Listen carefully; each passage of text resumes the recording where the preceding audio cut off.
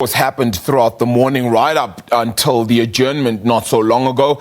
My colleague Abongile Dumako is outside the city of Johannesburg's Old Council chamber for us to unpack this saga a little bit more. Abongile, certainly the definition of bias coming into play, an apprehension and call for goodwill and good judgment perhaps also being laid bare by Moses Kakane there, the advocate for President Jacob Zuma. And now, of course, we're seeing just behind you a whole host of people as well in favor of President Jacob Zuma there as well.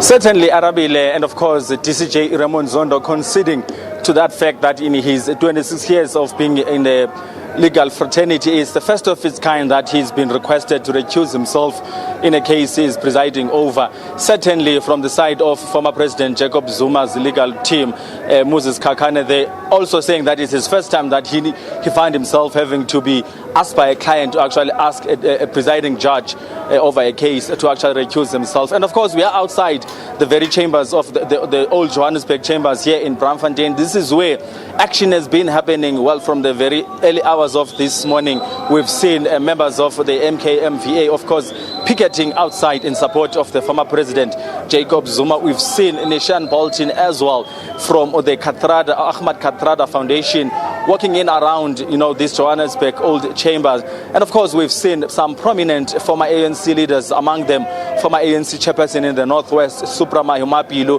the spokesperson of the MK veterans, Carl Nehaus, coming out in full force to show support for the former president Jacob Zuma. We tried to speak to them on arrival here. They were kind of reluctant to speak to us, saying that all they are here is actually to show support to Jacob Zuma during this difficult time, agreeing, of course, to his sentiments through his lawyers that Justice Raymond Zondo is actually biased against the former president. We don't know how long they're going to be singing here, but we understand, of course, that the president has just driven out his motorcade, has left the chambers.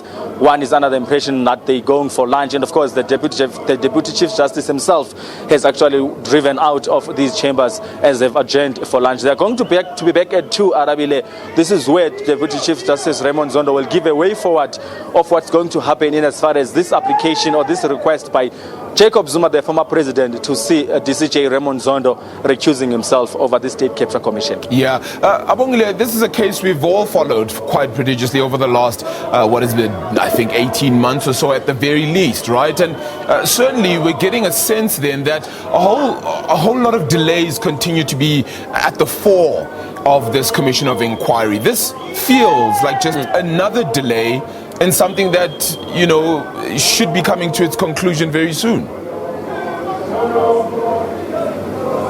Certainly, especially if you listen to what Deputy Chief Justice Raymond Zondo had to say right on the clip you've played before you came to us here. The fact that, yes, indeed, he does know former President Jacob Zuma on a personal level, but he tried to give it into detail the incidences where they have had to have an interaction, where they have had to meet, which is quite an opposite to what the former president had said, saying that they are quite too close, going to a point where we actually got to understand that one of the kids of DCJ Raymond Zondo happened to be of the sister who is a sister to a wife of Jacob Zuma. Things that when one looks at are just, if you like, ways to try and sort of deviate from the real issue here, which is at the center of the State Capture Commission, which was actually to see the former President Jacob Zuma making his way here. Of course, the commission succeeded in that after having subpoenaed him to come here. But now we are here listening to these arguments from both angles that, in fact, Justice Raymond Zondo needs to actually recuse himself on the reasons that were given, denying all of those in a way, agreeing at the same time, Arabile, that yes, indeed, I've had an interaction with the former president, but not to the extent at which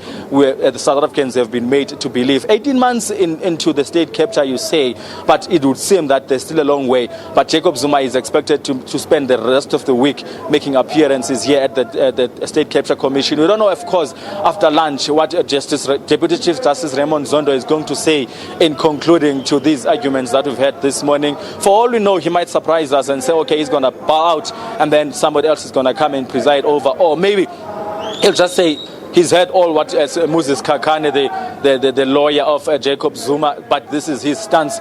the commission will continue to hear evidence from him. And of course, Kakane making mention of the fact that Arabile, it would be unfair if Zuma is actually forced to come and appear before Zondo. And he's at liberty to actually instruct him to say nothing if you do not want, because it is still his right, so to say, to actually say, I don't have a comment on a particular question that would have been posed to him. We wait and see. 2 o'clock, the commission will resume, and then we'll get a sense of what will be the way forward moving on from now. Stellar work there. Abongile Dumako, my colleague there out at the old Johannesburg City Chambers then, as we unpack just a little bit more when it comes to the State Capture Commission of Inquiry. As he noted, 2 p.m. we kick things off again as continued questions around the authenticity, perhaps even the legality of trying to keep the DCJ, the Deputy Chief Justice Raymond Zondo, in charge of proceedings then at the State Capture Commission of Inquiry. We'll continue to follow proceedings for you as the day progresses.